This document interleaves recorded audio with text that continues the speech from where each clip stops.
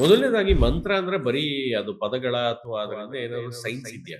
ಮಂತ್ರ ಅಂತ ಹೇಳಿದ್ರೆ ಅದೊಂದು ಕಂಪನ, ವೈಬ್ರೇಷನ್ ಅಂತ ಹೇಳ್ತೀವಿ ನಾವು. ಸ್ವರದ ಮೂಲಕ, ಧ್ವನಿಗಳ ಮೂಲಕ ಏನಾಗುತ್ತೆ ಅಂತ ಹೇಳಿದ್ರೆ ಗ್ಲಾಸೆ ಹೊಡೆದೋಗುತ್ತೆ. ಅಷ್ಟು ಶಕ್ತಿ ಮನುಷ್ಯನ ಸ್ವರದಲ್ಲಿ ಇರುತ್ತೆ. ಭೂಮಂಡಲ, ನಭೋಮಂಡಲ ಅಂತ ಹೇಳ್ತೀವಿ ನಾವು.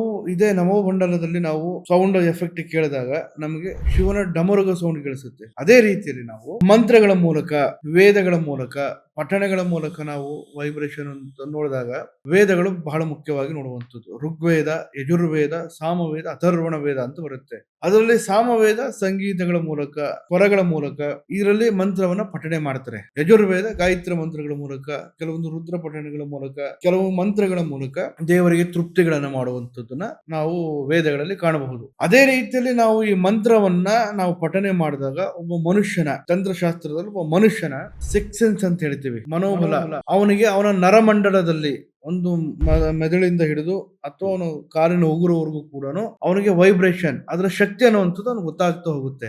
ಅದನ್ನ ಅವನು ಕಂಡುಕೊಳ್ಬಹುದು. ಅದರಿಂದ ಅವನಿಗೆ ಒಂದು ಪಾಸಿಟಿವ್ ಎನರ್ಜಿ ಅಂತ ಏನಿದೆಯಲ್ಲ, ಅದ್ರ ಬಗ್ಗೆ ಅವನು ತಿಳಿತಾ ಹೋಗ್ತಾನೆ.